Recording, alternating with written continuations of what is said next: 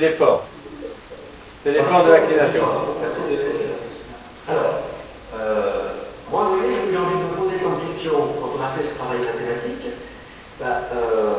est-ce que si à un moment donné j'ai à choisir entre plutôt essayer de mettre un budget pour améliorer le vaccin, ou plutôt pour vacciner plus de personnes, est-ce que cette formule peut aider un décideur à prendre de telles décisions? Est-ce que vous avez réfléchi un petit peu comment les mathématiques pourraient aider les décideurs à prendre ce type de décision? Bon, une première réponse serait d'améliorer par exemple la stratégie de vaccination. Peut-être pas toujours vacciner un plus grand nombre, mais trouver une stratégie qui permet d'arriver à un point d'équilibre où la maladie peut être maîtrisée. La solution triviale, ce serait peut-être d'améliorer aussi la qualité du vaccin. Oui, typiquement, moi, dans cette formule, je vois qu'il y a des trade-offs entre améliorer l'État et améliorer le pays. Voilà, donc c'est aussi une suggestion, voilà, le FFP et un fameux indicateur. Donc c'est aussi une suggestion pour mettre en valeur votre travail. Voilà. Je voulais également vous souligner que moi j'ai particulièrement apprécié par rapport à votre document, on avait souligné, mon collègue et moi, quelques petites imperfections en partie dans la première version. Là j'ai senti que vous avez fait j'ai apprécié, un effort particulier dans votre présentation, d'abord pour resituer votre travail par la littérature, vous avez cité des travaux existants. Vous avez une vraie conclusion, qui n'est pas le cas de votre premier, de la première version de votre document. Et puis je vois que vous avez aussi présenté des perspectives.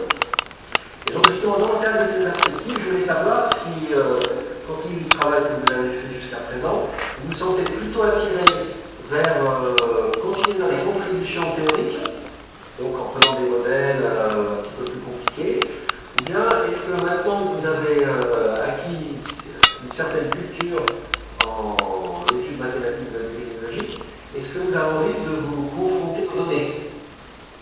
Puisque donc, moi, dans votre thèse, si j'ai bien compris, vous n'avez pas vraiment cherché, par exemple, à caler votre modèle sur les données. Est-ce que c'est quelque chose qui vous intéresse, qui fait partie de votre contribution, ou bien est-ce que vos perspectives sont plutôt de rester à un niveau théorique uniquement? Disons que je vais m'intéresser beaucoup plus à la confrontation des modèles aux données, et que au cours de ces travaux de thèse, il était question par exemple, de prendre les données à partir du Sénégal. Mais malheureusement, quand on appelait le Sénégal, ils disaient que ce n'était pas encore disponible. Mais en fait, a priori, avant, on avait pour objectif d'utiliser les essais vaccinaux du Sénégal et du Burkina Faso. Ok. Je vous remercie. Donc maintenant, je vais passer la parole aux examinateurs.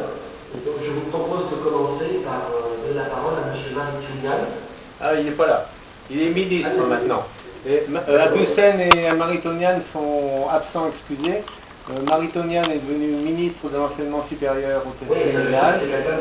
Et donc, il était déjà... Aboussen n'est pas au là. Voilà, et Aboussen est à pièce parce que il a une réunion qu'il a fait reporter plusieurs fois de son fait et du coup, il est le seul modélisateur et du coup, il ne peut pas être là, même par Skype. Donc voilà. Donc il reste que Ada et moi. Des questions à poser.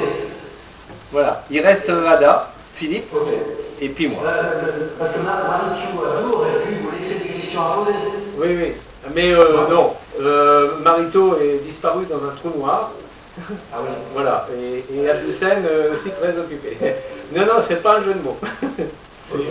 C'est au sens de hockey. On donne la parole donc, à M. Philippe Adam. Si on voulait le voir, ce serait peut-être sympathique. Je sais pas si vous avez quelque chose. Je pensais que vous pouviez m'apercevoir. Non, on ne voit pas justement. Attends, il faut... Donc, j'avais passé Je sais pas si on peut. On a fait trop compliqué. Attends. Voilà, c'est bon. Là, tu vois, tu peux arrêter le Bonjour. vidéo, hein, Bonjour. je pense. Ouais, non, j'ai juste deux petites remarques et puis peut-être une question à Alain. Dans ta deuxième partie, ce que tu as montré, c'est la globale asymptotique stabilité sur R4 plus étoile. Tu as dit R plus puissance 4, c'est pas tout à fait la même chose. Sur les bords, c'est pas globalement asymptotiquement stable. Et puis, concernant la première partie, tu parles beaucoup d'efforts. Et donc, on reproche à certains biologistes de mal manipuler la notion